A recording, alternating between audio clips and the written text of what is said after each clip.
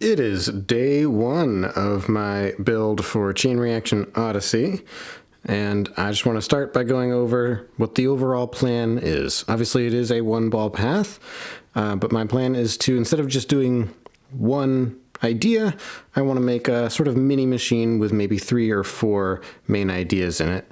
And this is the first one that I thought of. This is one that sort of inspired me to start building this project right now.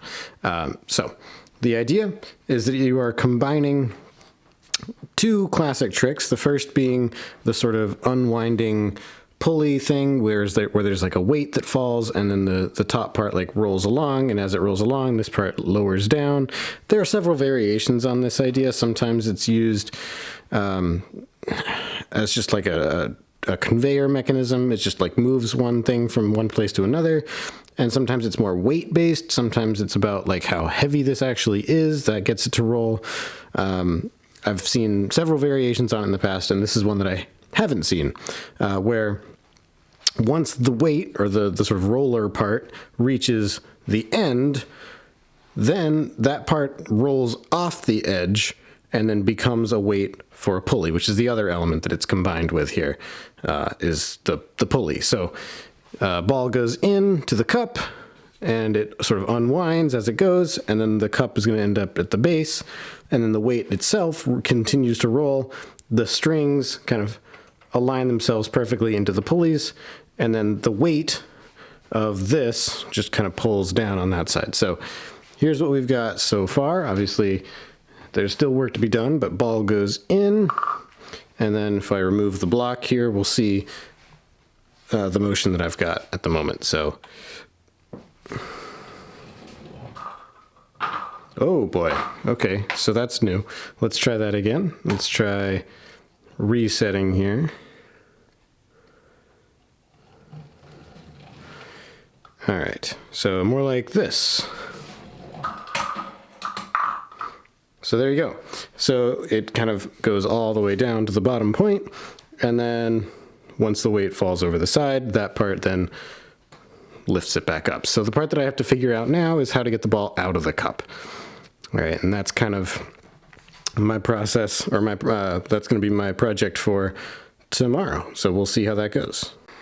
It is day 2 of my clip for Chain Reaction Odyssey, and this is what we have so far. So you'll not notice too many changes with this section, but the biggest change is going to be this bit down here. So I've added a method by which basically to get the ball out. So the idea is there is a small magnet on the front of the cup right there, and as it falls, obviously as it rolls along, the cup falls, it lines up perfectly so that the cup will be right about here.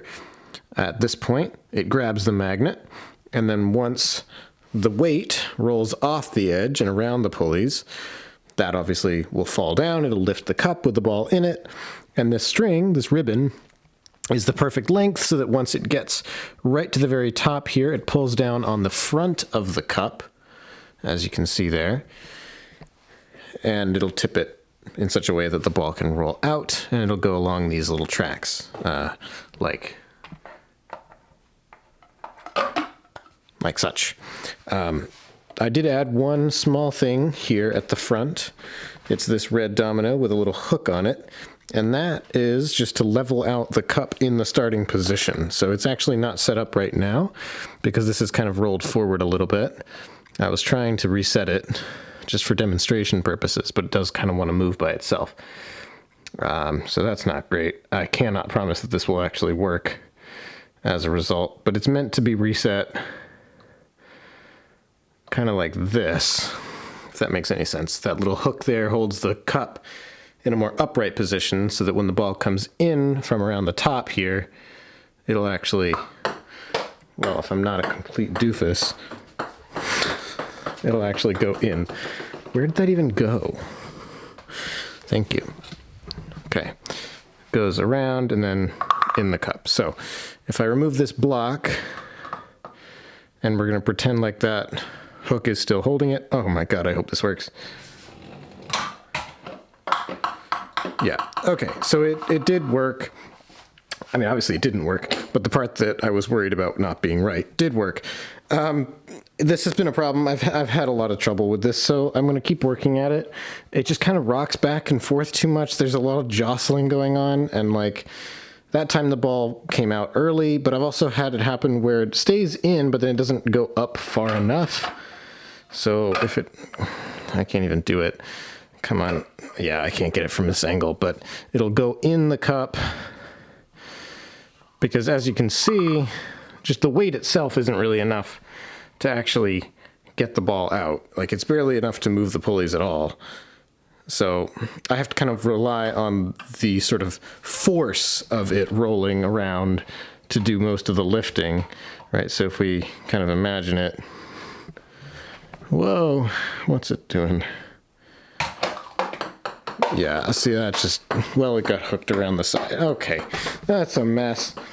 I got a lot of work to do to figure out what's going on here, but hopefully that's going to be fixed by the end of today. The other project for today is just going to be figuring out the release for this.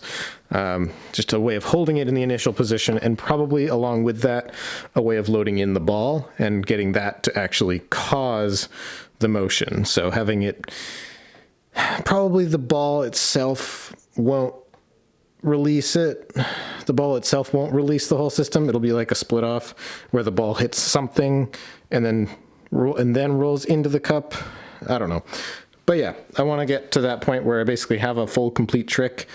I still don't really know how things are going to happen after the ball comes out. It kind of comes out in this weird place, like here. Oh, the track just came unglued. That's awesome.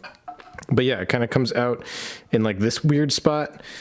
When in my head, I had kind of envisioned this trick as being like, well, at the end, it ends with a pulley. You know, the ball comes up, and then in my head, I thought it would be able to roll all the way across here and across like this. That is clearly, obviously not happening. It has to go and exit here, and then it's already all the way down here at that point. So that's a difference of like 6 inches of height that I thought I would have. And the ball's on the floor again. Okay, it's a great day for progress, it looks like. Wish me luck. It is day 3 of Chain Reaction Odyssey, or at least my clip for it. And it's actually many, many, many days later since the previous update. But we're going to call it day 3. So last time we were going to work on the release mechanism for the pulley trick and iron out some of the flaws, some of the issues that we were having with the weight system, with the ball falling out of the cup, and with a couple of other things. And I think we've got those issues ironed out. So it's not a complete trick yet. There is no connection from the ball entering the cup to actually pulling this lever to release the whole system, but I'm going to leave that for the end. That's really easy. So here's the first part. I'm imagining there's a track kind of leading in from the side here, and then there's a split off where it hits a domino off this side. That'll pull the trigger. So here is the first part. Very easy. It just goes through this.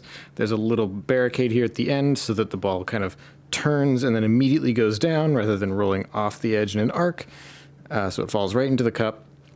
And then here's the big exciting part. Hopefully this works, but we will see.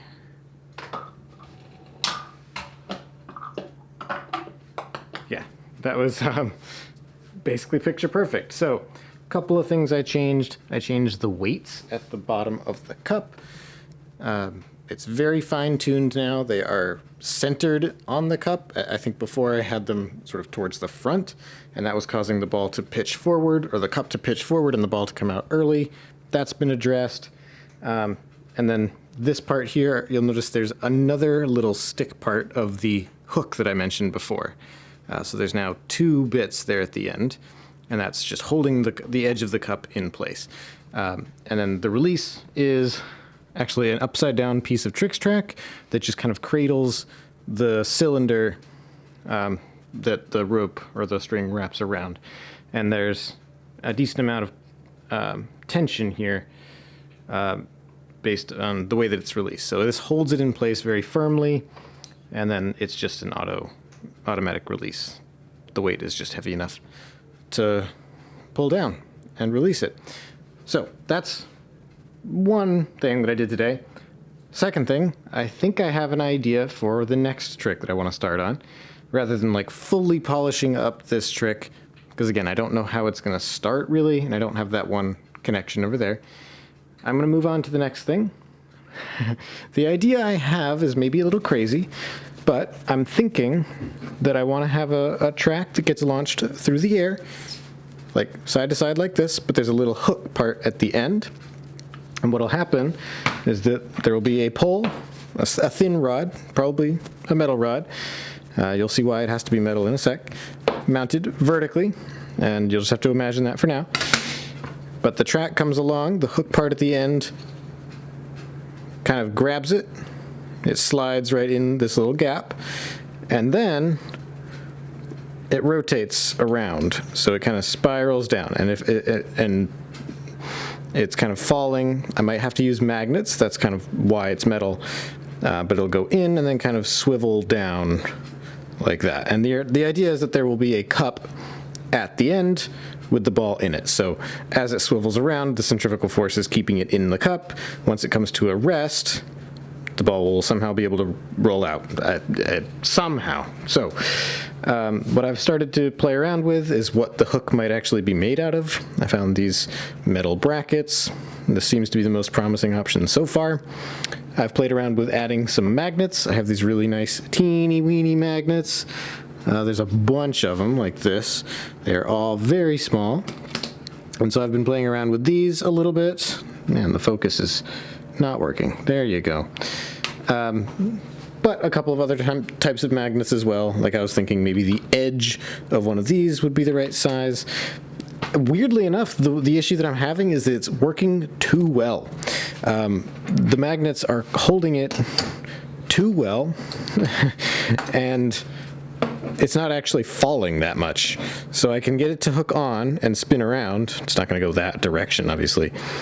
But when it does, it actually doesn't fall that much. It does fall a little, obviously, but okay, it just completely lost track. It completely lost connection there. This is impossible to do with one hand, by the way. That's part of what the issue is here. But there you go. You can see it's not actually falling all that dramatically.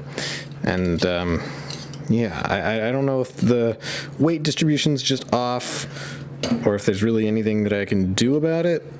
But yeah, it's really just not falling that dramatically. So I'll have to look into that, but hopefully that'll be the second trick in this machine. It is day 4 of my clip for Chain Reaction Odyssey, and today I spent the entire time working on this new trick with the track with a little hook thing at the end, and I've kind of developed this into somewhat of a working prototype, which is fantastic. It took some time and quite a few power tools, as you can see, but here's what we have so far. So I have, essentially, I was thinking about how I'm actually going to try to launch this, because I need to, I want to propel it at a pretty quick pace in a straight line first, and then once it stops going into a straight line, it hooks around the pole and then starts spinning. So there's 2 components to it. If it just started spinning immediately, it wouldn't actually need to be like a hook at all. It could just be right attached to the pole, which is, so it defeats the purpose if I don't have it travel in a straight line first. So it has to be incredibly robust. That is what I spent a lot of the time working on, is how to completely beefify this thing so that it doesn't fall apart. So you can see I've used a screw here. It's also taped. This side is just taped, but I might have to add screws later. And then this is all drilled out with power tools so that the tolerances are, very high, very low. I can never get that right. But this is a perfect press fit, basically, for these 2 rods. And that's going through these holes in the bracket itself. So there's holes in that bracket there. Can you focus? Thank you. These bracket holes there. And it comes out the other end with these holes here, also going through there. So that's what I've got so far. As I was talking about yesterday, how I had trouble with the magnets actually being too strong, and it wasn't falling dramatically enough. I have fixed that problem, I think, by counterweighting the other side. And this is all it takes, even though, you've got all this distance over here to try to balance out. It actually doesn't need to be balanced. You don't want it actually balanced. You just want to counteract it a little bit so that it still does fall, but it's a little bit quicker. Because it's balancing it out. Like, the reason it was so slow is because this side, the right side, was so heavy on the pole, and it was just causing a lot of friction as it tried to slide down. But if you counteract that weight ever so slightly in the other direction, that makes it more centered weight-wise on the pole, and it travels down a little bit easier. So I think I have that dialed in about where I want it, and I think I used one of the vertical poles, or I used the vertical pole as one of these, so I don't have another one at the moment. I would show you. Actually, hang on. I think, aha, I do have one within arm's reach. So if I can put it in there, yeah, let's see if I can do this. Again, this is going to be crazy hard to do with one hand, but you can see how it does fall a lot quicker now, and that's exactly the speed I want.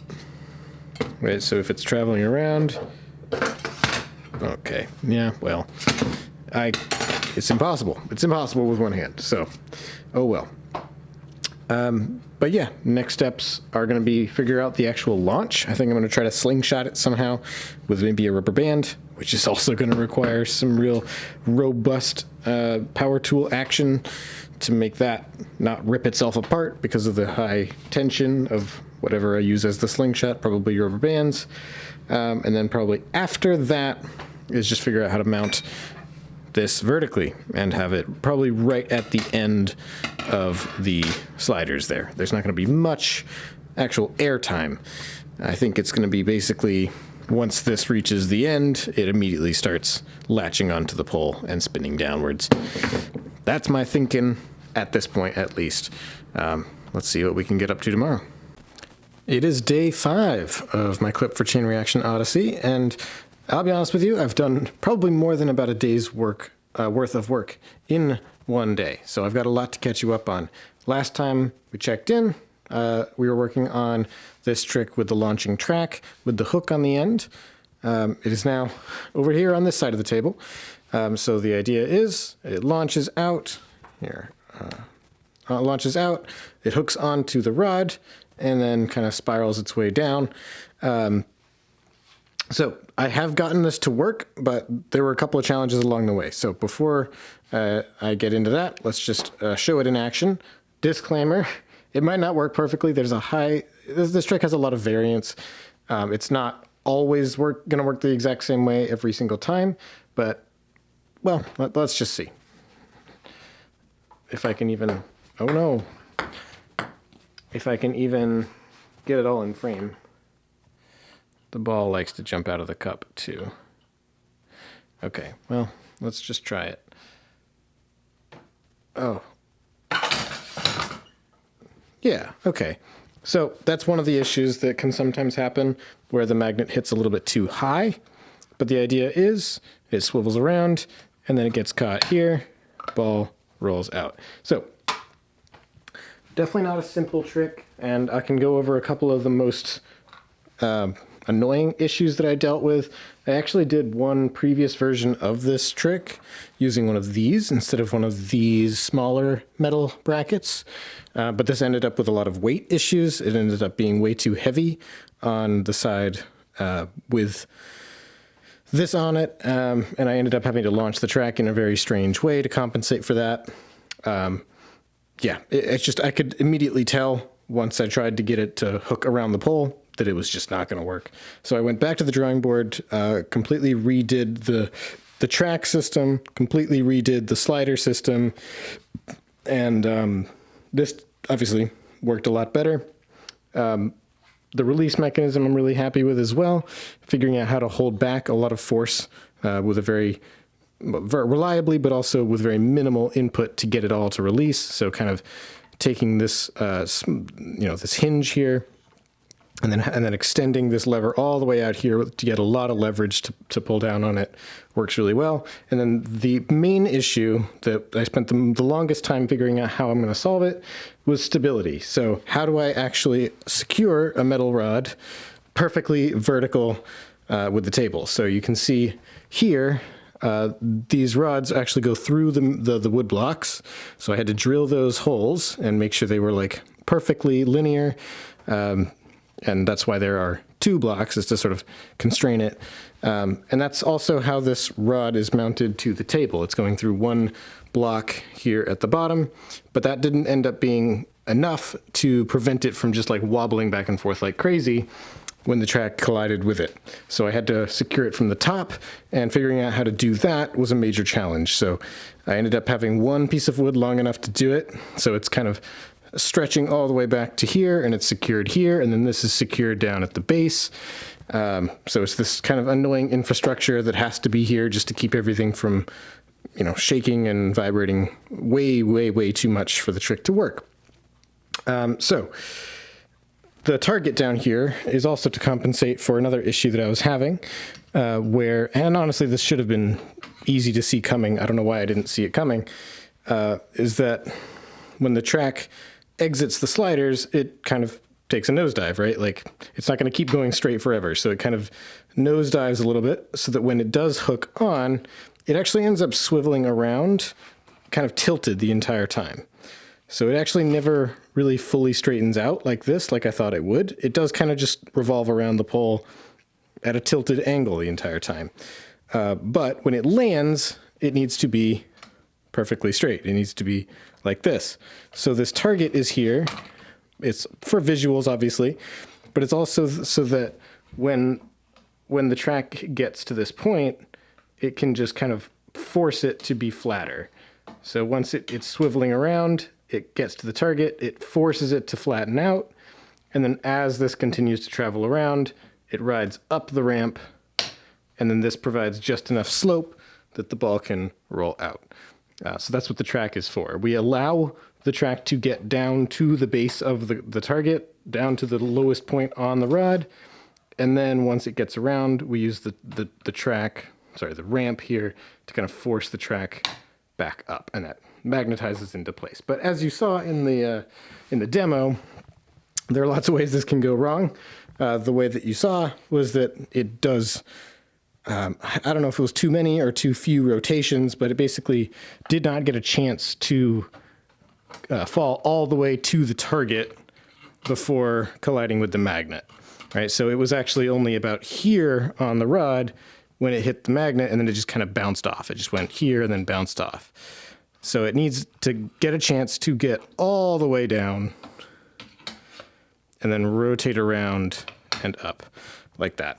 And it has worked before. It has worked before, and it's not completely inconsistent, but there is still a high amount of variance here. So next steps is figure out how this connects to everything, figure out how to load the ball into the cup. As you saw, there were some issues with keeping it in there, and then figure out how that relates to this, how that releases that, and then once it comes here, putting in a track system for the rest of it. I also want to come up with a nicer way of mounting the target. The tape's not strong enough, and the target kind of just tilts a lot, and I think I could just do a lot better of a job with just something more aesthetic than a couple of dominoes. But yeah, that's a project for tomorrow, I guess. It is day 6 of my Chain Reaction Odyssey clip, and got a couple of big things to show you and a couple of small things. We'll start with the small things. I cleaned up the base of the target a little bit, so it now looks really nice. I actually used one of my flexi rulers. I had one in red, and I just kind of used the backside that's just a solid color and just wrapped it around.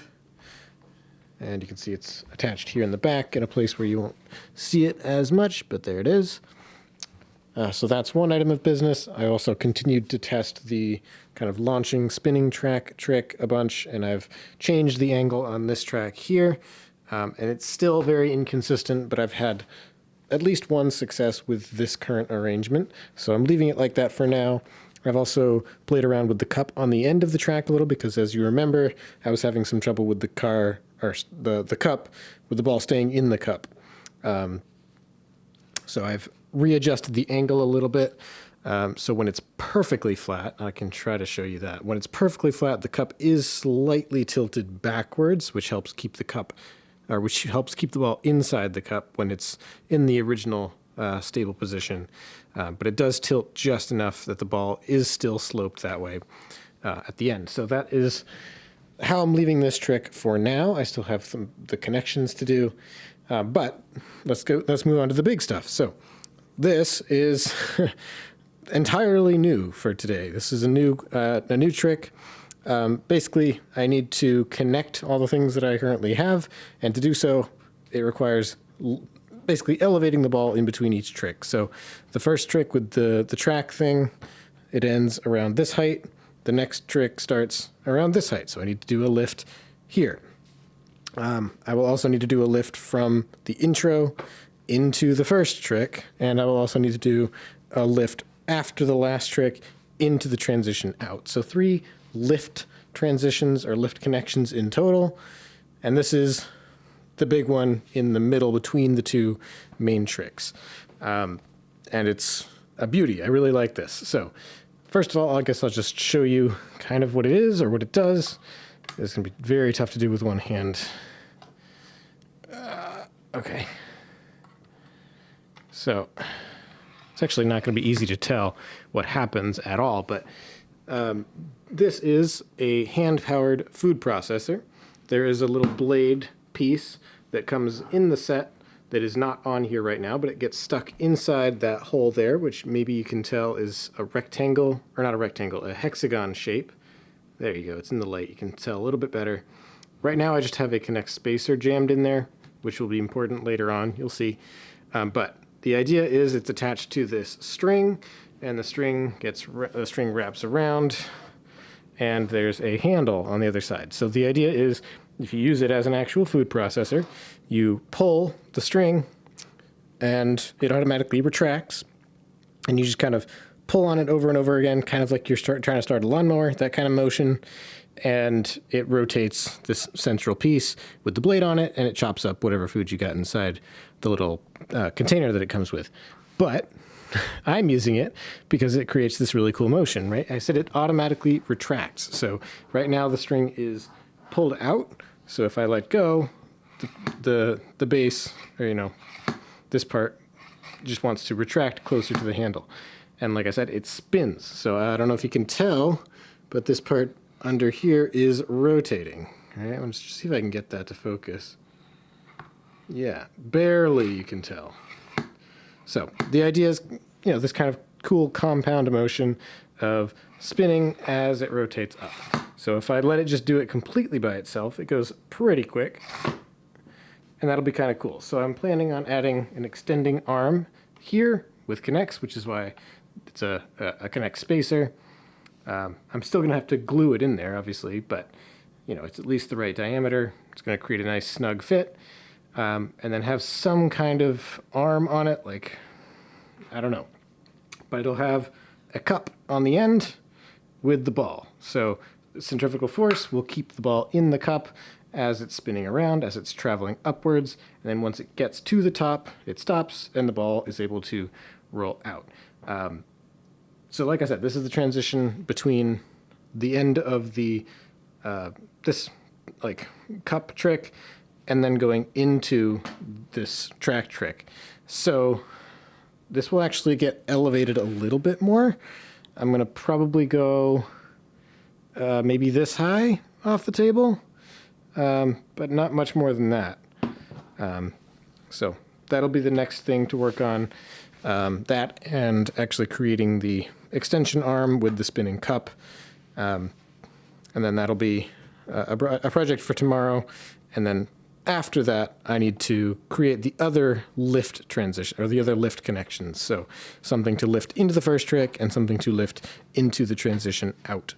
And I actually have an idea for that as well. Not as much an idea, but more just a prop that I think could be fun to use. And it's this well, it's a scale, but it's completely broken. It doesn't actually measure anything, but the mechanism that is supposed to be accurate still works mechanically. It's just not precise or accurate. So if you press on here, it, lifts this thing up, and, it's supposed to tell you how heavy, the thing that you have on here is. Like I said, that part doesn't really work, but it does still do that motion. So I'm going to see if I can maybe convert that into some kind of lifting mechanism. We'll have to see. I just like the prop a lot. I think it'll be fun. And I have kind of no ideas for what to do for the first lift. But I do have an idea for how I'm going to catch the incoming ball. So my transition in needs to be kind of the receiving end of a ball launch. So I'm going to catch it on this. It's actually a backgammon board, but I can get the latches off. So backgammon board, but the outside is this really nice vintage, leather case thing, which looks really cool, but it's also the perfect texture for absorbing the impact of a ball bouncing on it. So as you may know, the main problem with a launch is catching the ball, right? Because either you catch it into a funnel or something, or you catch it on a big board. And the problem with a big board is that it just bounces a lot. So if you can kind of absorb that impact with some kind of soft material, it's perfect. So that's exactly what this is, and it's just kind of a bonus that it looks really cool. So the idea is it's just going to be a catcher, but I think it's going to be kind of mounted like this, probably around this area here. It goes this way, lifts up into the first trick, comes out the second one, and it might do another side trick in this area. It'll be a very minor connection type trick. And then after that, it will load into the cup on the spinner. It'll travel up the spinner and then come out. And this part, again, I have not figured out completely, but it needs to go onto a track, which probably will go behind here and then come in from the right side onto the track in its initial position. And then it will release. It obviously shoots out, spins around, lands here, and then the ball comes out, and that will lead into this last trick, which will somehow lift it up one final time into a transition out. And that will do a decent job of filling the table evenly. It's not going to fill the table like every last inch of the table like I have in some of my previous machines, but it'll at least fill it evenly in a way that doesn't look awkward. That's the hope, at least. So, wish me luck. It is day 7 of my Chain Reaction Odyssey clip, and we've put in some more work on this elevator thing. So last time I was saying that it might be some kind of arm with a cup on the end. That ended up not working quite as well. So it's now become a track with a cup on the end, but the track is actually centered with the rotation rather than like a completely offset arm that spins around. So now it's a centered track that just rotates as it goes up, which is still cool. So this is the setup position. This is the reset position. The actual module itself will be farther back this way, but for now, I'll keep it out this way. I've built the release mechanism for it as well. This lever here is just holding this piece down, and so when that gets pulled out, the whole spinning mechanism goes up, and the ball and the track ends tilted just slightly to the right. So the ball rolls out of the cup and to the right. So it'll just end up on the table right now, but the idea is that there will be a track leading in, kind of here-ish. Maybe it's a straight track, I don't know. But something, ball goes in, and then release mechanism here, and then perfect, just like that. So that, like I said, is going to be a little bit further back on the table. So right towards the back, literally lined up with the back of the desk. But I don't know about side to side where it's going to end up, because I have to figure out the track that's going to lead out of this. And I'm thinking it's going to be a sort of winding tricks track path. So kind of from here, it'll go around the back and then it'll lead into this track, which is also new.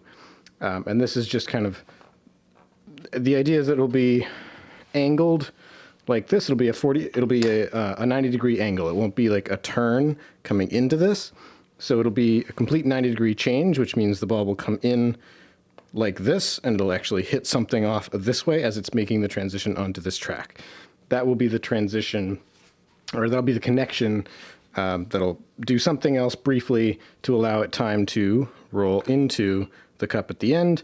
Then this will release, and that launches the track. So there just needs to be a small time delay there to allow the ball enough time to roll into the cup. So that's why I'm doing it like this, but that'll all be today's project, along with actually putting together this track. So again, from around here, like this, and then into this trick. The other big thing is that I think I have an idea for how I'm going to do the first elevation into the first trick. This is something that I kind of discovered when I was working on Dominoes versus Machines round 10, especially for that last clip that I built, which is the magnet one. I ran across a couple of other things involving magnets that were kind of cool ideas that didn't really speak to what I was going for at the time, but I put them in my back pocket and maybe I'd come back to them. I think I'm going to come back to one of them, and that was attaching the magnet actually to the bottom of the train instead of to the top. And what that allows me to do is have some kind of magnetic, or just metal really, track like this.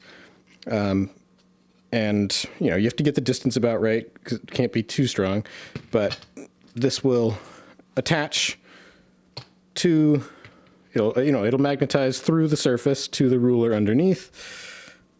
All right, and what that allows me to do is actually turn this all the way upside down, if I can do it. It will stay. I'm just trying to do it in a way that won't. There we go. So it does work all the way upside down. It'll just drive. But what I'm going to try to do is actually angle it. Whoa. Angle it perfectly vertical like this.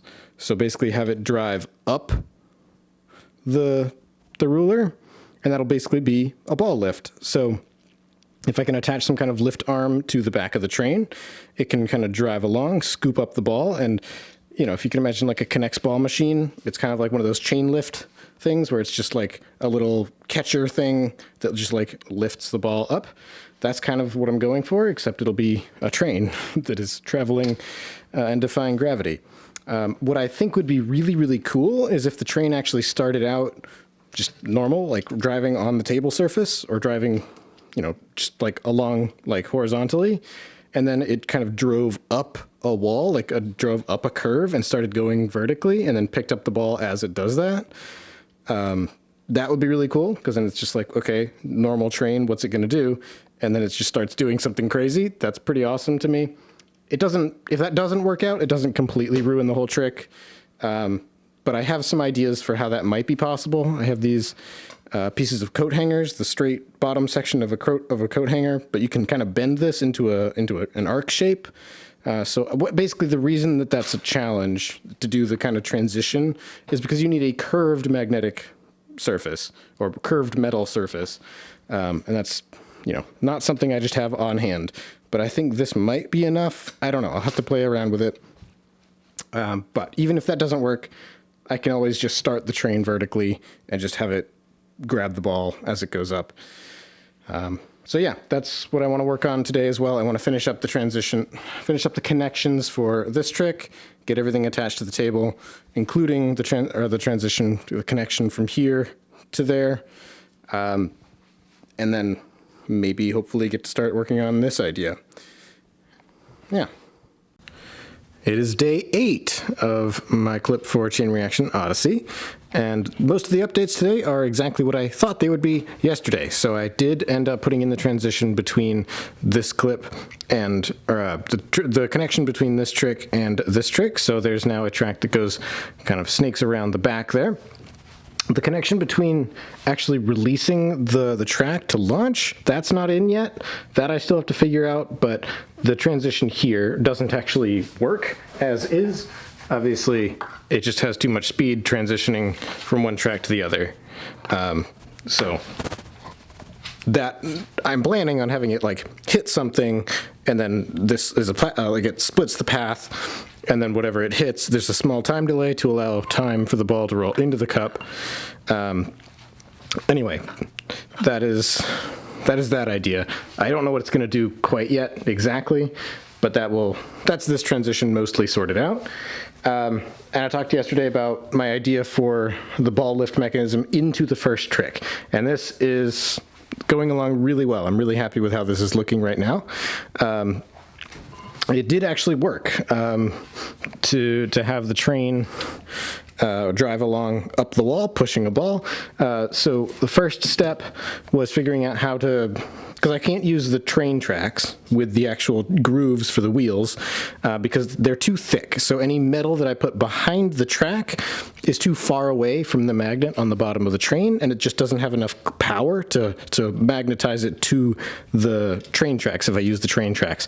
So the metal piece, the ruler, it is just a metal ruler, needs to be closer to the train. So the track needs to be really thin. And I found what works really well, especially because I also had the idea of doing sort of like a curved lead-in into the vertical surface, is these flexible rulers. These are a recent purchase, and I bought like a pack of, I think, 5, all different colors, and they're already turning into a really useful thing to have. So the surface is a flexible ruler. This one's not actually flexing, but it is the perfect width. And the way that it's constrained is that there's not any barricades on the surface itself, the way that the train tracks are with like the wheel grooves. Instead, the constraints are on the train itself. So on the sides here, I have these little plexiglass squares that just kind of hold the side of the ruler as it goes up. So they prevent it from just steering off the side. And then at the very top here, we have a tilted track. That is my cat sneezing in the background, in case you're wondering. So as it travels up, the ball is resting on here, and the ball is constantly, I'll just put it here on here, but not moving. The ball is constantly trying to roll off the track in the direction of this big ruler here. So lots of rulers involved in this one. So right now, all I have is the vertical part, but I do have kind of the transition into the next track and so forth. So if I turn the train on, it's going to be very slow. I do have to like keep replenishing the batteries because it needs to be like full battery power to go at a reasonable pace. Otherwise, it's very slow and it starts slipping really easily. But this does work. And so it just kind of goes up. You can see it kind of pauses there every time it slips. But then once it reaches the top, the ball is able to move into the next thing. So next steps are making the transition from driving horizontally on the table to then turning and driving vertically. So I've built this, and I've straightened out some L brackets. So these brackets are normally, well, there's one under here, if you can see, this metal piece is usually just an L bracket. It's perfectly 90 degrees, but I've straightened them out. I've bent them with pliers so that they are kind of the perfect, they form a 90-degree turn, right? And the reason that I need these, it provides support so that the track, so that the curve doesn't just like flex under the weight of the train, but it's also there because it's metal. And in order for it to make the transition driving from horizontally to vertically, it needs to be magnetized the entire way. It actually makes it a surprisingly far distance driving up the surface without any magnets or without any metal to magnetize to, but doesn't quite get far enough. So you need some kind of metal to guide it and help with that transition. But I just have to install this, and I think it'll work. I just have to place it right here. I've already measured it out, so it should fit just fine. And then the next thing is going to be working on how to actually, like, how the ball is going to interact with it, whether the train will drive along and then pick up the ball at some point along here, or whether the ball will just be pushed the entire time. I have not figured that part out yet. But it's either going to be that, or I'm just going to have to work on some other new trick. So I haven't actually thought about that yet, but I'm going to finish up with this, and then we'll see what else I come up with and where the day goes from here. It is day 9 of my Clip for Chain Reaction Odyssey, and whoa, there's a lot of updates. So yesterday we were working on the train system, the train lift. This is now more or less done, aside from some easy stuff. There are no barricades, for instance, on the left and right, but the actual lift itself does work. So I'm gonna put the ball in manually, right about there. And the battery does need to be changed before I start testing for camera, for real. It's very slow now, and it will often lose grip sometimes, but when the battery is brand new, it doesn't have as much of a problem. But it does work. You can see it lifts up there, and then it makes the transition right here and rolls into the next track. So that's pretty much done. I'm going to leave this for now. The other big piece of news is what's in the center of the table right here. I'm going to mention just briefly, I have started working on some connections for this, like the transition between coming in here, and then there's a timing system for just kind of delaying enough to allow the ball to roll into the cup. So I'm not quite done with that yet, but this is the kind of the big news, is the center object here. I talked about having this briefcase, it's actually a backgammon set, as sort of the ball catcher. That was several days ago, but I have now, well, that part is true, but I have changed my mind about the entire route of the machine, the entire like path of the machine. So it is still going to come in. It's still from the left-hand side. It's still going to bounce in. This is still going to be the catcher for the bounce.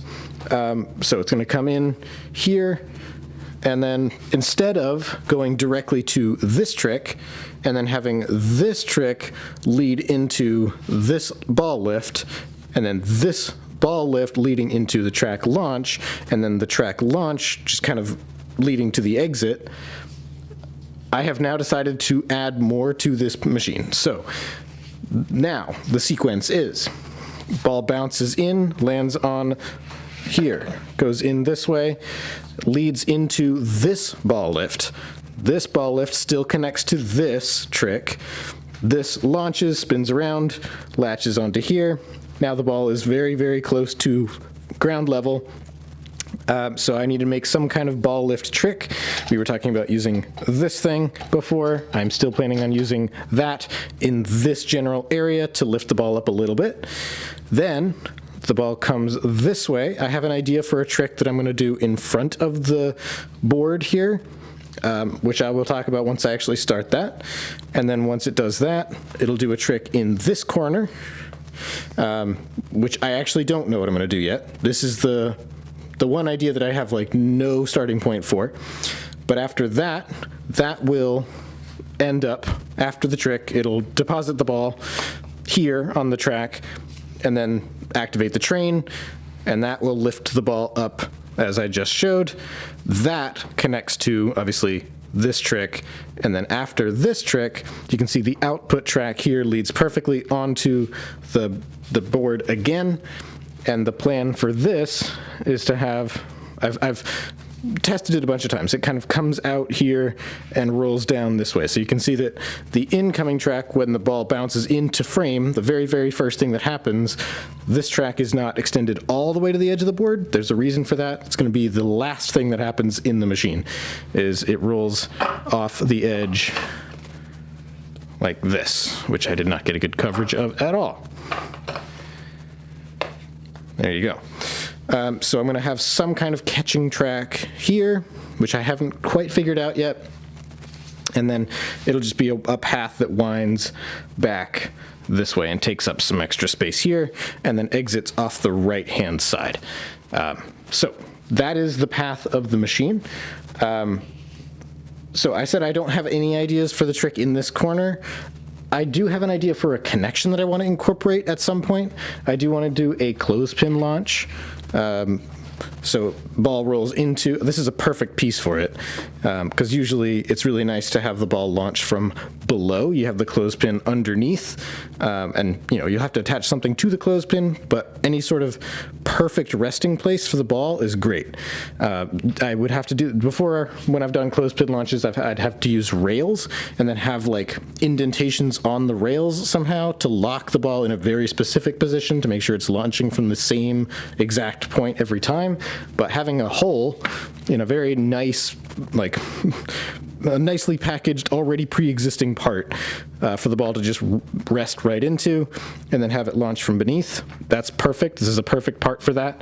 And this is the perfect part to receive the ball launch. So this is like a coaster holder, and it's the perfect shape to just kind of catch a clothespin launch if it's going more or less straight up. So I want to do that. I think it's a fun little visual flair moment, and I have two really perfect parts to make that easily. So yeah, big news today in terms of deciding to completely reroute the entire machine. Yeah, I'm working on some connections now.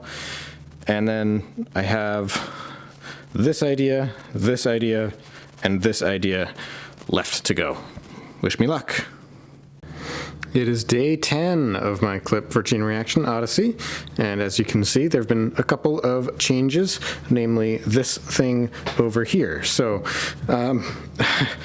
I came up with an idea, and I don't remember if I've included it in any of the other updates, but basically the idea is a spiral that is used as a ball lift. So in conjunction with this launcher here, the ball gets launched, and then it goes along these rails, so it'll ride up the spiral and then come out at the top. And this does work. I've tried it with the launcher. I have gotten it to work, but I have to now secure everything in place. So I said before that I was going to try to use the, this weight measuring scale thing.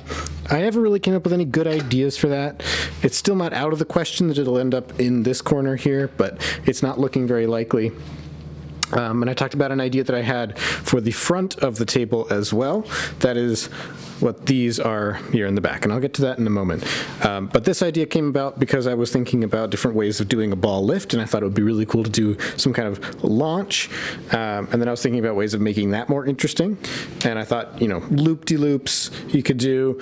And then I was thinking, what if you did a loop-de-loop on the side, like on its side, and then just kind of have a curved path. So like you'd launch a ball and it would kind of curve around and up.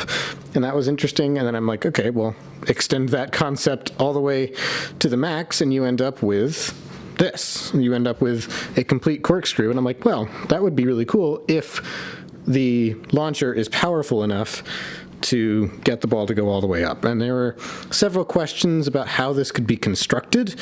You may have noticed over here, I ordered some small tubing. This stuff is way too flexible. It's really tough to actually get it to hold a shape without just securing every single point along the curve, which would be way too much, and you'd never be able to actually see the inside. If there's supports going all the way around the entire spiral, you'd never actually be able to see the ball as it's traveling around. You'd never even be able to see what's happening. I wanted to use the K'NEX tubing from the very beginning.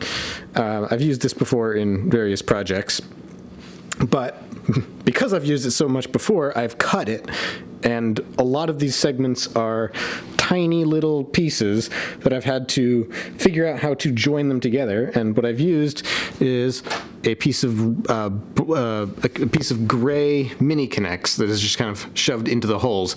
And this is working well, fingers crossed. It has not come apart yet. It was tough to actually construct it, but it has held together pretty well now that it is together. And if I need to reinforce it, I can get some tape involved, some clear Scotch tape. But hopefully I won't have to use it. This seems to be holding up decently enough.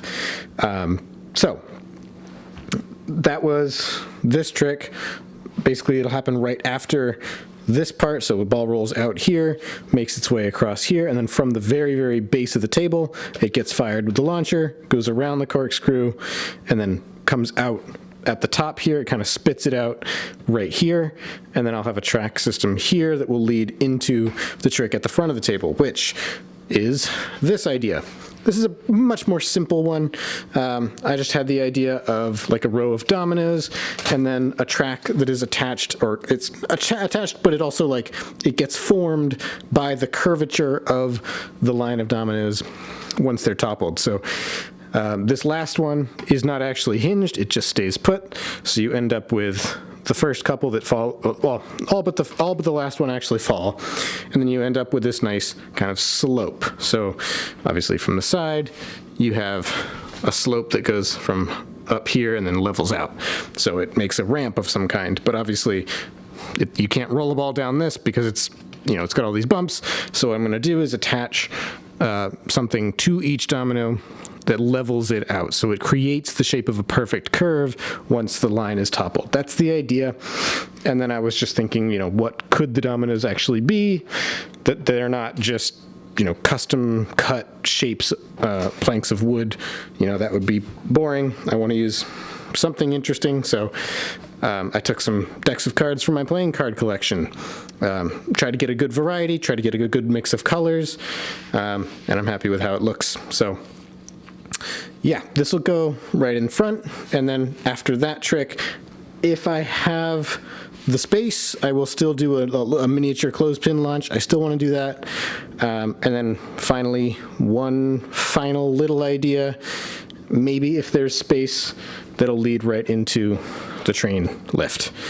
So today's job, or I guess tomorrow's job at this point, will be create the connections for the launcher, the spiral, make sure it goes in, and make sure the launch works, connect up the entire launcher, and then have the out, the transition out also work.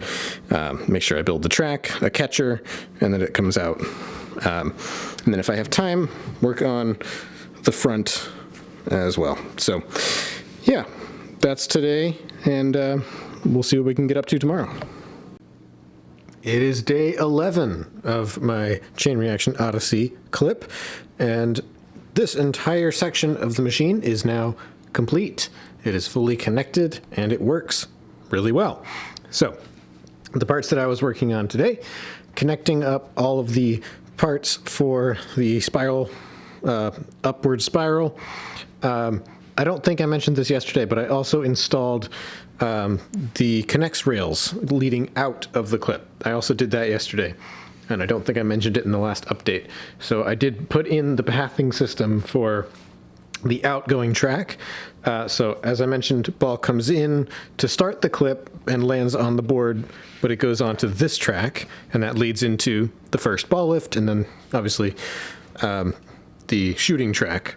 But at the end, this is the very last trick.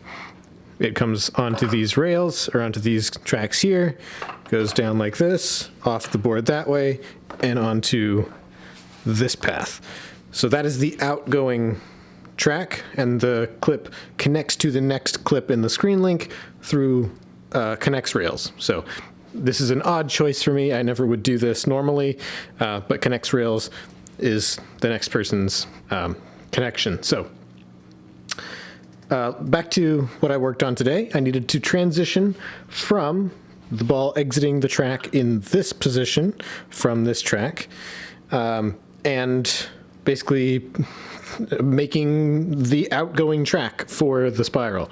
I think all I had was the spiral itself, and I had the idea of using the launcher, but now it is completely working. I was concerned a little bit about how low the ball needs to start. Can I actually get a launcher that low?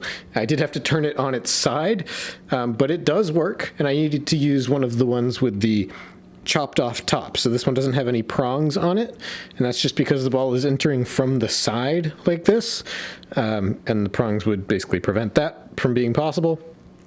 And just due to space constraints and height constraints, it wasn't really workable with a normal launcher. So this is my chopped launcher, the one without prongs on it. And I needed to figure out the transition between ball entering here and actually launching the launcher. And that was not very easy to figure out because also keep in mind, this is vibration central with the previous trick. So this thing hitting the pole here, it really vibrates everything, shakes the table a lot. So I needed to basically, whatever the transition here is, it is a ball landing in this position with basically no force at all. It is super gentle. So how do I convert that into, well, anything that can actually release this giant metal marble? And the system I came up with is that it just barely taps this marble, and that kind of tilts. There's the hinge at the very bottom with the connects, and it just kind of topples over into this track, and then it's just a regular domino and string connection. And this does work. It's very reliable, and it is able to withstand the vibrations. I have tested that. So what we're going to do is run the entire sequence from ball exiting this track, rolling down, all the way to ball entering this track here. So exiting the spiral and then entering this track, and I'll just have to stop it with my finger there. All right, here we go. Oh, that's a new one. I've never had that happen before. Well, that's very interesting. Okay. Well, I just want to show you the launch itself, though. So we are going to reset that. Whoop.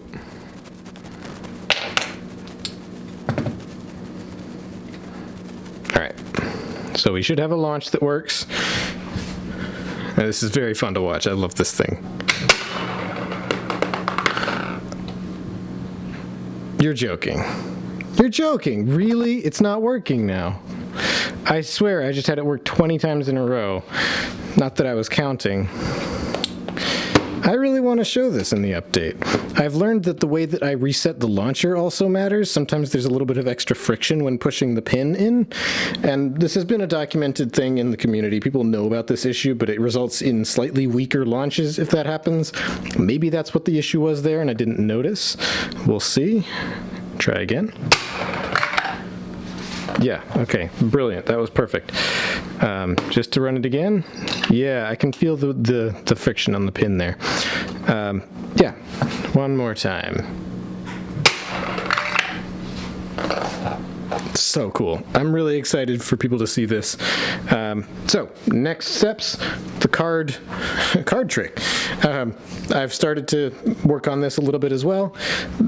I've mounted the cards to the board. I think I talked about this, or I showed that I had built this, but I didn't actually talk about it. So I mounted these boxes of playing cards onto hinges and then onto this board. And then today, I added these little triangles of flexible, transparent material, right? And they are all different sizes, different shapes, and that's and the reason for that is evident once I knock over the line of dominoes, and you can see that each triangle fits perfectly into, let's see here, yeah, each triangle fits perfectly to create a flat surface between it and the top of the next domino. So you can see that here. So the idea is that now it creates this very gentle slope that a ball can roll over, and that is exactly what is going to happen. I've built the track leading into it, so this will be here like this, and then there will be a stopper here, and you've got the ball there.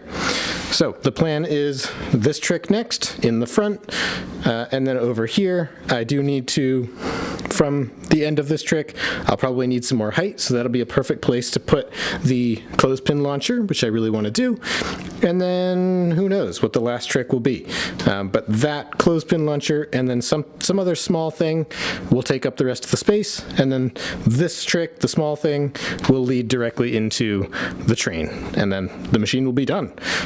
So not much longer to go, hopefully only a few more days, and it's looking really good. I'm really excited about this. It is day 12 of my clip for Chain Reaction Odyssey, and I now have an actual name for the clip. And it's based on a theme that kind of ended up developing over the first couple of tricks, and that theme is spirals. So we've got a spiral trick here. As the ball kind of goes up, it spirals around. There's a spiral trick here, how the track kind of spirals its way down as it spins, and then obviously the corkscrew spiral here. A couple of tricks don't really tie into the theme. There's obviously this one in the back. I guess you could argue that because the string wraps around the tube there, maybe it's a spiral, I don't know. And obviously the card's not really a spiral either. I have some updates about the cards. And then of course there's this trick, which I came up with after developing that theme and trying to come up with one final trick that would solidify that theme and make it a little more obvious. And we'll get to this in a moment, but I want to talk about the card trick. This was horrible to put together. This was absolutely miserable just because, well, actually it would be one of the easiest tricks I've ever built if not for the fact that I had to deal with vibrations. And doing it with a ping pong ball didn't make anything easier, but if it was just that, again, it would be simple. The problem again was vibrations because of this trick here. So when the track hits the pole and starts swiveling around, that just creates a ton of vibrations. And I wanted this trick to be activated by the ping pong ball itself. So once the ball goes into this track, I wanted the weight of the ball to activate the tilt of the board, and the tilt would cause the cards to fall, and then then it would create the ramp, and then maybe it would tilt back the other way, maybe not, I didn't know at that time, but in my head I wanted this trick to be activated by the weight of the ball. So I had to come up with some way of building a trick that would activate with the weight of a tiny little ping pong ball here, but would not activate with the force of a giant track swinging around and vibrating the entire table.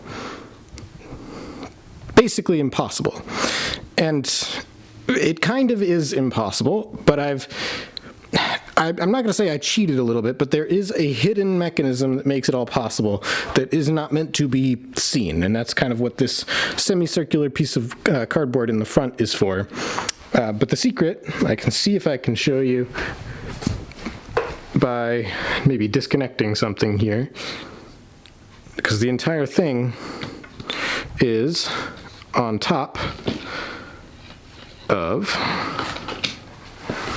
oh, okay, one sec, here we go.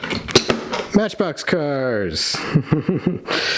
I just broke the ruler there in the back. That's great.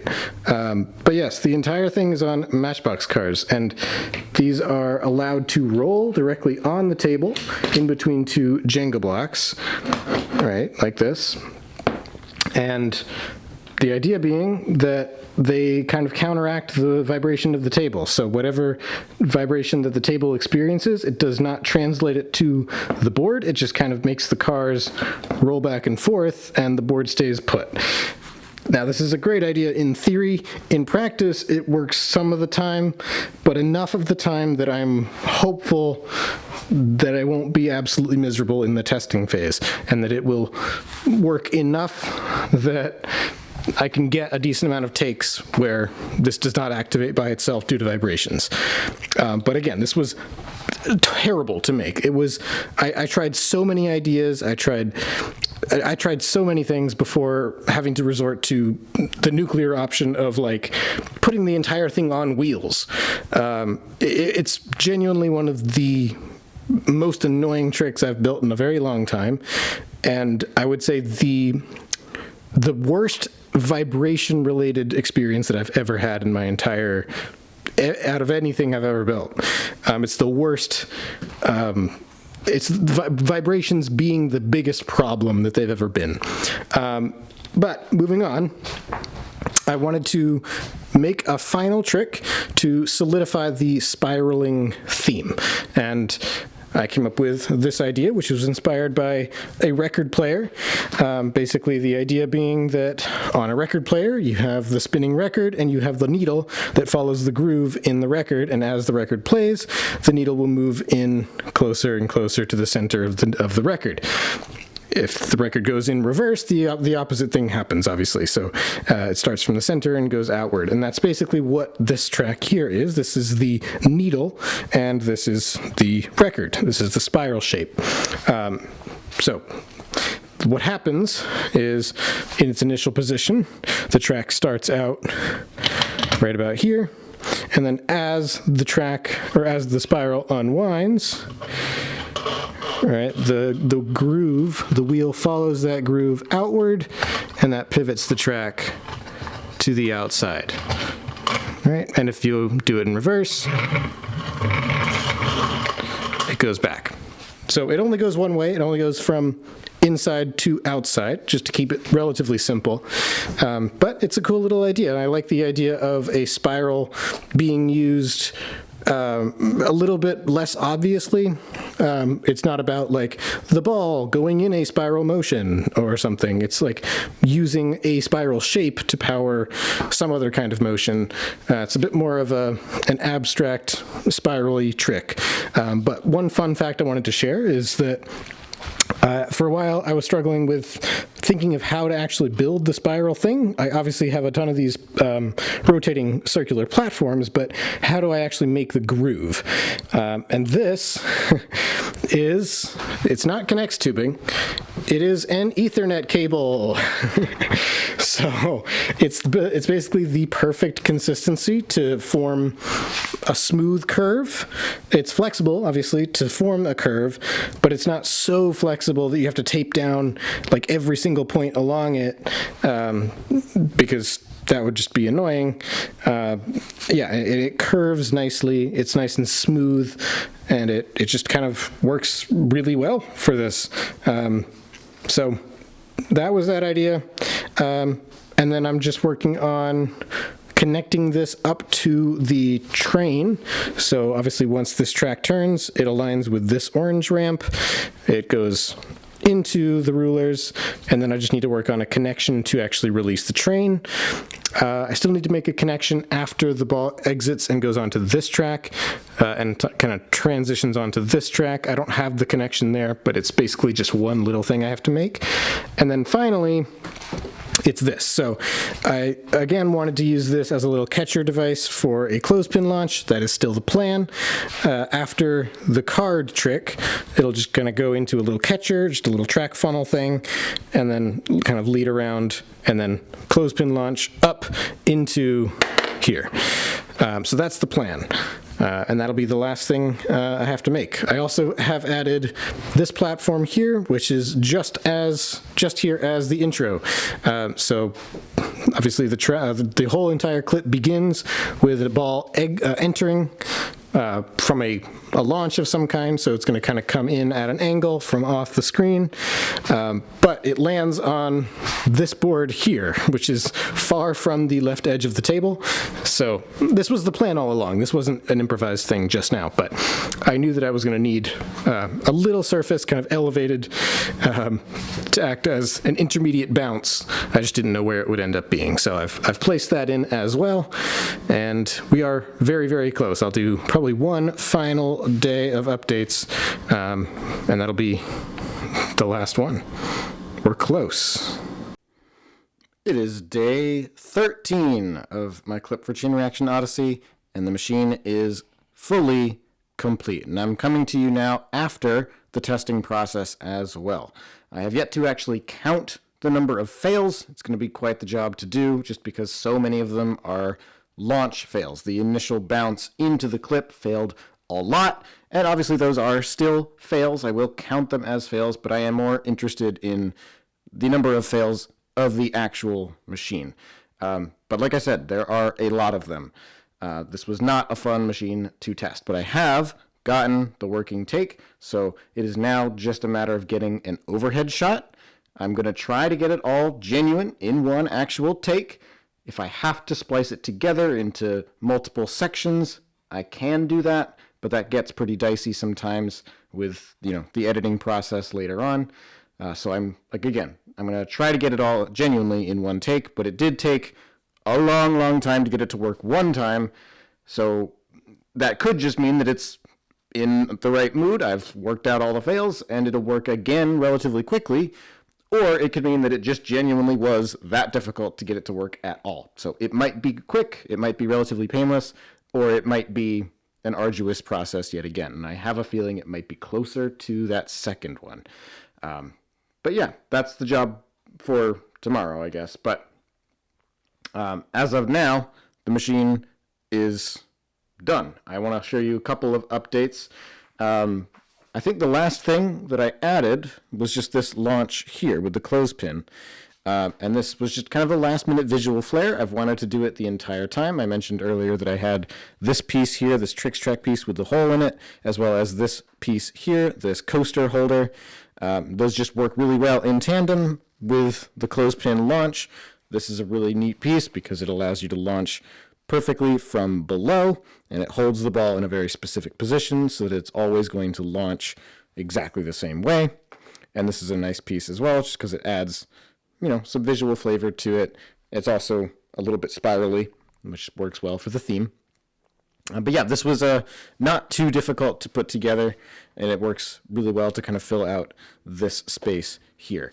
This was also a little bit of a challenge, just kind of creating this catching board for after the ramp of cards. The ball is going quite fast, and trying to slow it down to make the turn was not easy to do because I couldn't guarantee what speed it was going at, so I couldn't put some kind of deliberate slowing down device, like maybe having it roll uphill or having it pass like a track pendulum thing. Those wouldn't work because I couldn't guarantee that it was going really fast. Sometimes it would come in with less speed. I didn't want those things to just stop the ball entirely. So I needed something that the ball would always be able to pass, even if it was going really slowly. But if it was going really fast, it would slow the ball down. And I came up with a very simple, very minimalistic solution, just this one ring piece here. And that just is the exact height of the ball. So it has to be completely at rest for the ball to fit underneath, which means no bouncing allowed. And that really slows down the ball. So you can see how fast it goes, and then it just comes to a complete rest before going through that hole. And that was a very good solution that never failed me during the testing process. Other things to mention about the testing process, I never had any issues with this first trick. Despite being the very first thing in the machine, it gets tested the most. It never really caused me any problems. The worst it ever got was just the trigger sometimes didn't activate. The ball would go into the cup and it wouldn't actually knock over the trigger for it. But other than that, always worked 100% of the time. I never had any fails with this.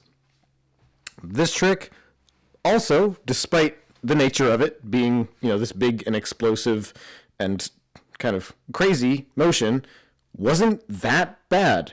There were a couple of times just kind of breaking in the rubber bands. As you can see, I chewed through quite a lot of rubber bands. That's what all these red worms are in here. And so every time I started to use a new one, it needed to kind of work its way up to reliability. It needs to sort of, to stretch it out a little bit. It needs to kind of gain its elasticity back. Brand new ones are really stiff. And so once you kind of stretch them out, use them a couple of times, that's when they really start to actually work. So sometimes I'd have issues with just the rubber bands not being kind of warmed up enough, and the trick would often would do something slightly different in cases like that. But that's as bad as that trick got. The launch, the corkscrew, actually, look, this is broken right now. This needs to be reattached. So that's what I'm going to be doing tomorrow, I guess. This trick, very unreliable.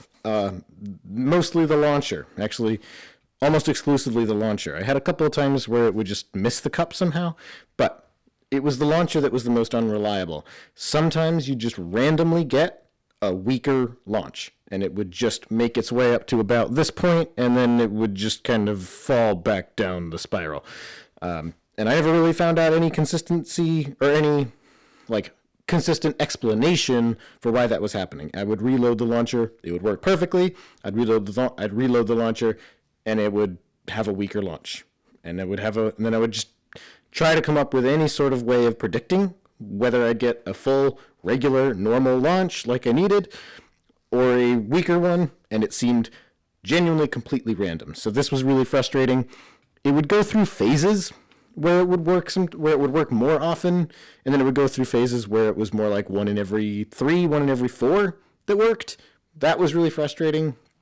The next trick, the cards. This trick, the main 2 things that happened during the testing phase, 1, they would go off early. That happened a few times, which is perfect.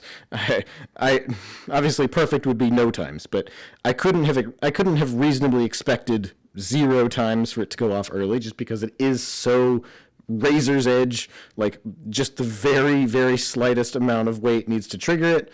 I expected I'd have a couple of early triggers, and I did. But I wouldn't say that that was the biggest frustration with this trick. The biggest frustration was actually the ball rolling across here and then just falling off the side, or falling off this side. And that's due to when the ruler falls down in the back and tilts the cards, there is some jiggle there. So if I do it again, you can see the ball does kind of jump and then rock back and forth a little bit. And occasionally that rocking back and forth would have it exit the track at just a slight enough angle that it wouldn't quite make it all the way to the edge. And I tried to mitigate this a little bit by making the ruler fall from just high enough, so like barely above the resting place of the, wooden extension arm. Originally I built it so that it would fall from like here, but that like really comes down with a lot of force, and that's not necessary. So I changed it so that it falls just slightly above, and that created less of an abrupt change and less vibrations, less variation. That helped a lot. Clothespin launch. I found that the clothespin needed to be reset between every single test. If it was reset for too long, the spring inside of it would change. It would wear down. It wouldn't be as strong of a launch. So this was annoying to, after every single test, knock over the domino, activate the clothespin, and then before every test, go back and reset it, just to sort of keep it from getting too worn out. Same with the rubber band. The rubber band also needed to be, I needed to give it a rest in between every reset. If it was set up for too long, the launch wouldn't be as strong, and I'd end up with a different result. So I needed to, give it a rest, and then reset it brand new for every reset. So those 2 things, those were not fun. The record player trick, very well behaved, not too many issues there. The biggest problem, honestly, was just the domino knocking over, or the ball knocking over the domino at the end of the track. It's a ping pong ball, it weighs practically nothing, and it just had a couple of times where it didn't knock over the domino. I added, this little connects piece to give it a little bit more of a target to hit. I think it probably helped, but, And then the train, I think that worked pretty much perfectly. I can't really think of anything that went wrong with the train. But finally, the unwinding roller tube pulley thing in the back. This was probably the biggest headache for me throughout the testing process. This thing, it felt like every time I fixed it, it would be broken again on the next test, and it would just be like, okay, well, it would just act like the previous fix that I made just didn't even exist. It was like, it didn't even convincingly look like it would ever work a lot of the time. And then I would fix it again, and then I'd come back to it later, and I would run it, and it would just completely fail. And it would just be like, how did I ever think, like, I don't know. I couldn't explain its behavior a lot of the time. What made it so difficult was just the equalizing of the weights. So there's obviously weights that you can add to the cup end and weights that you can add to the roller end. But if you add weights to the roller end, the roller becomes heavier, which means it's harder to pull it along and pull it up the ramp. The cup weighs a certain amount. If the roller is heavier, it's going to roll up slower, and it's not going to make it over the edge. So you can't make this end heavier. But if you make this end heavier, it makes it up the ramp just fine. But if this end is heavier, then it's not going to get lifted up by this end. So you end up in a situation where it just kind of doesn't lift the ball at the end. So any weight you add anywhere to either end breaks the trick. So it was really, really frustrating if those weights are off to do anything about it. Eventually I figured out a couple of reset tricks, a couple of things that I could do in the reset to make it more reliable. And I figured out that just adding equal weight to both ends seemed to make things a little bit better. I can't really explain why. Maybe there is an explanation out there, but that's what I found. So yeah, this trick definitely the most frustrating during the testing process. And I would say, yes, this trick here, the most frustrating during the building process because of the vibration issues that I described before. So yeah, and then in terms of reliability, definitely, I don't know, I'd have to check the actual fail counts. But I want to say that the most unreliable trick, something on this side of the table for sure, but what I want to say is this trick. This feels like the most unreliable trick in the machine, but I don't know if the data supports that. All right, well, that is my final update for this clip for Chain Reaction Odyssey, called Spiraling. So yeah, I'm very happy with how this turned out. I think it is it's a very good one-table machine in the genre of, similar to Breakthrough Machine, similar to Domino Master's machine, in the sort of one-table style. I want to make more machines in this style, and I think it fits my vibe really well. I didn't expect this going into it, that it would end up materializing into such a large project with it basically being a full table machine. I didn't necessarily expect that going in, but I'm glad that it ended up this way, and I'm glad of all the changes that I made to it along the way, including a couple of reroutes, including a couple of just additions to tricks, just things that I didn't expect to be making. I thought this would maybe just be a 3-trick mini machine. It ended up being more like a 6-trick or 5-trick full machine. Yeah, so I'm really happy with this.